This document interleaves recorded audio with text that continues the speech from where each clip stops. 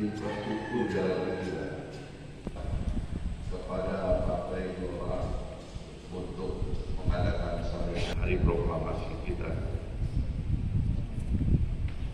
Dan itu artinya sebenarnya semua partai politik harus sering-sering dihadirkan ke tempat ini, Pak Bupati. Kalau partai politik ini kalau nggak disuruh ngomong nanti nyogok deh. Logikanya begitu. Harus sering diperlukan ini. Jangan tukar barang-barang kepemimpinan dalam demokrasi adalah kepemimpinan pikiran. Jadi sekali lagi saya ingin mengucapkan terima kasih yang sebesar-besarnya atas contoh yang baik ini. Mudah-mudahan nanti para penerus dari Pak Bupati bisa meneruskan tradisi ini agar keakraban di antara warga negara menemukan tempatnya di tempat ini. Tempat ini cukup besar, nyaman, indah. Dan saya ini baru pertama kali datang ke Masuk ini. Berkesan saya benar belum tidur di 24 jam saya belum tidur. Untuk dimulai acara ini, saya juga ingin mengucapkan penjajahan yang itu menjadi topik dari tema-tema para pendiri bangsa kita. Sementara pembangunan semakin terseret ke Jawa dan ke Barat, titik awal ini dilupakan. Tidak boleh begitu. Makanya saya pernah dengan berani mengatakan kalau pemerintah mau pindahkan ibu kota negara, harusnya pindahnya ke timur. Bukan pindah ke barat. Karena awal muasalnya itu dari timur sini. Ini pulau rempah kan semua. Jadi Eropa itu menghadapi satu kenyataan bahwa produk yang paling mereka butuhkan itu namanya rempah. Ya pala, ya cengkeh dan lain-lainnya itu. Sehingga cerita tadi itu dimulai dari sini. Sekali lagi ini penting supaya kita tidak semua terus terseret ke tempat-tempat baru yang memori sejarah bangsa kita tidak ada di situ. Pulau Seram ini saya kira cukup kalau sekarang untuk menjadi ibu kota negara. Sebab Washington DC itu luasnya cuma 17 kali 11 km, 17 kali 11 saja. Saya kira Pulau Seram ini besar sekali, lebih besar daripada Washington DC. Ini adalah titik nol dari ingatan membangun sebuah republik. Dan kemudian kita ciptakan film-film yang menggambarkan para perjuangan tokoh-tokoh kita. Ya. Kenapa? Kan bukan tidak ada ceritanya kenapa tokoh kita dibuang di Pulau Buru, dibuang ke Banjar. Pasukan-pasukan itu ada di sini supaya mereka gampang dikontrolnya di sini. Sambil mereka mengeksploitasi alam, mereka juga mengontrol para politisi yang dianggap akan mengacau rencana-rencana kaum kolonial. Pembangunan Indonesia harus ditarik kembali beliau. Jangan berhenti di Makassar. Saya malah pernah mengusulkan ibu kota negara itu di Biak, sehingga kita menjadi negara Pasifik sebenarnya. Kita kalau mengeksploitir diri sebagai negara Pasifik itu jauh lebih menguntungkan. Sebab kita belasan juta paling.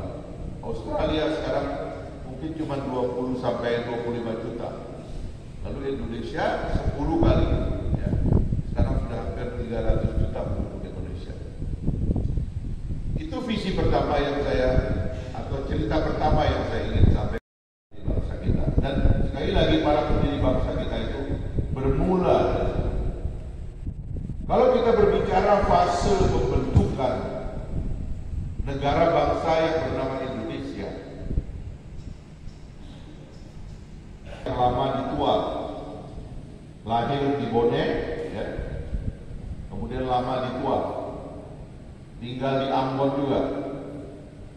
Kebetulan ini ada adiknya nih Pak Saldi yang mukanya mirip juga namanya Pak Saldi Mata. Beliau ketua untuk DPP. Makanya nanti karena beliau di pidato itu adalah bagaimana negara-negara kecil, kerajaan-kerajaan kecil dan kesultanan-kesultanan kecil itu membentuk sebuah republik yang puncaknya adalah besok 17 Agustus 1945. Jasa dari generasi Soekarno adalah kemampuan merangkai kalimat, visi, dan narasi kebangsaan yang membuat seluruh bangsa Indonesia itu mau menyatu dalam satu kesatuan negara bangsa.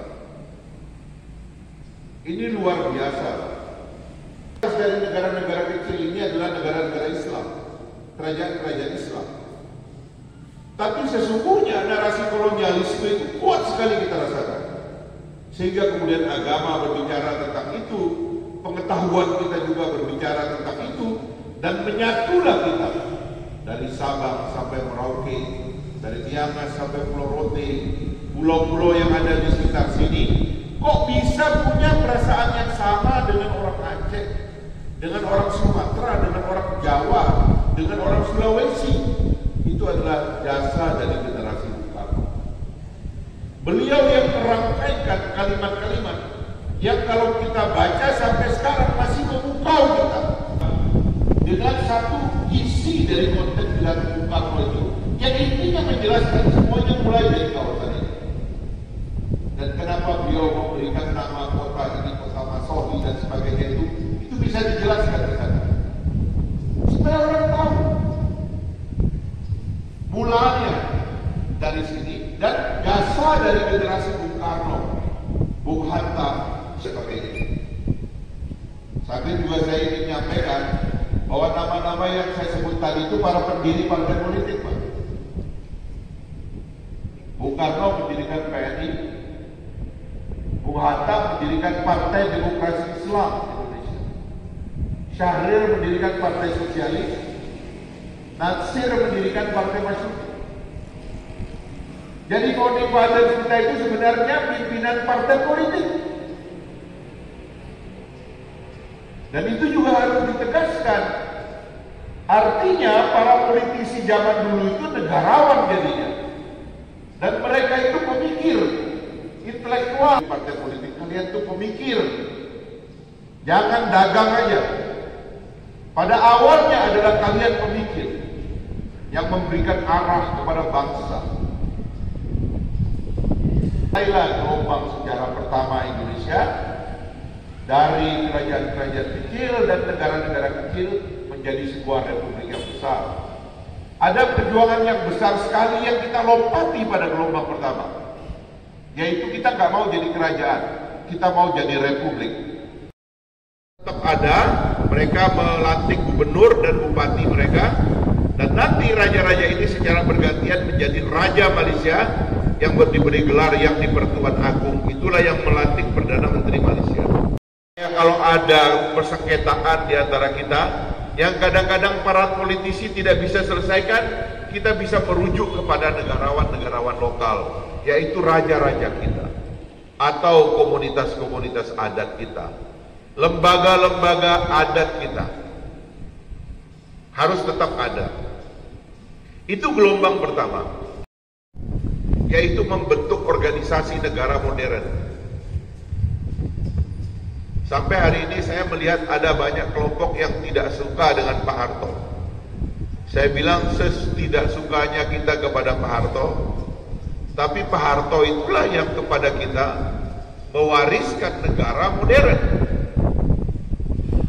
Bung Karno itu seorang orator, seorang ideolog, seorang pemikir, tetapi dianggap oleh orang manajemennya tidak serapi manajemen Pak Harto. Begitu beliau mengundurkan diri, wakil presidennya langsung naik. Begitu Pak Habibie jadi presiden, seluruh kita loyal kepada Pak Habibie. Lalu Pak Habibie menata transisi. Dia membuat pemilu yang dihargai oleh dunia sebagai salah satu pemilu yang paling demokratis setelah pemilu tahun 55. Berlanjutlah negara bangsa, Gus Dur dan Ibu Mega terpilih, Lalu setelah itu kita mengadakan pemilihan presiden langsung pada satu negara yang sukses menghadapi COVID sukses, menghadapi kelangkaan pangan sukses dan lain-lain. Pak Harto punya salah, siapa pemimpin yang ada salahnya? Kalau kita bongkar-bongkar salah orang yang sudah meninggal, berat kita. Tapi lihat jasanya, lihat apa yang dia kerjakan. Makanya nanti kalau monumen ini diteruskan, memang dua bapak yang penting untuk dihadirkan di ruang publik itu adalah Bung Karno sebagai yang mengkonsolidasi narasi nasional, membentuk ingatan publik menjadi negara bangsa. Pak Harto bisa kita taruh sebagai orang yang memanage dan mengelola terbentuknya negara modern. Sehingga sampai hari ini semua institusi peninggalan beliau, ya KPU-nya, ya DPR-nya, ya Pemdanya masih ada semua. Nah sekarang kita ini masuk kepada gelombang ketiga.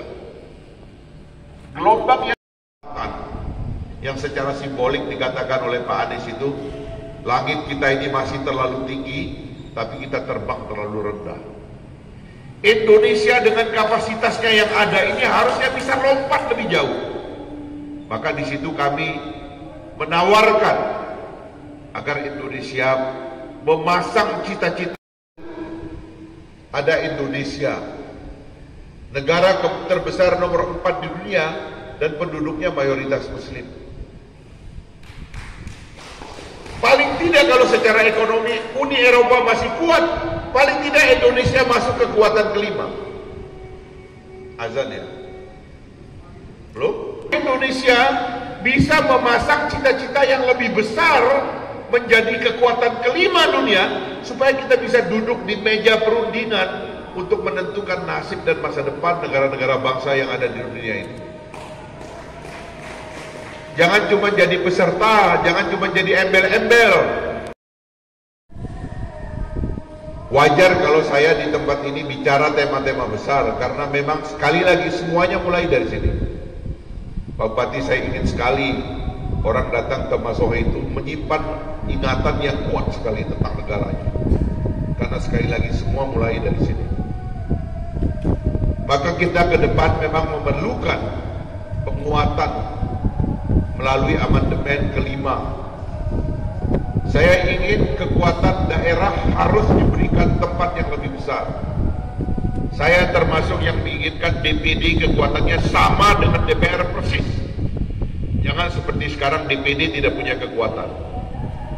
Harusnya DPD itu seperti Senat di negara-negara demokrasi lain. Seperti di Amerika Serikat, bahkan di Filipina pun demikian. Sehingga suara daerah lebih kuat. Kalau tidak, nanti daerah semakin tertinggal dan semua makin mau diambil dan dibawa ke Jakarta, ke pusat. Kita sendiri sebagai orang yang awal mencintai Republik ini kayak ditinggal. Itu tidak boleh. Kita harus tegaskan keberanian untuk menguatkan aspirasi daerah di tingkat pusat. Yang berikutnya tentu kita harus memperjuangkan kapasitas negara yang baik, yang keluar dari masalah-masalah lama, menyongsong era baru, merencanakan Indonesia menjadi kekuatan yang kelima dunia. Dan yang terakhir adalah melalui pemilu yang sehat kita melakukan sirkulasi kepemimpinan.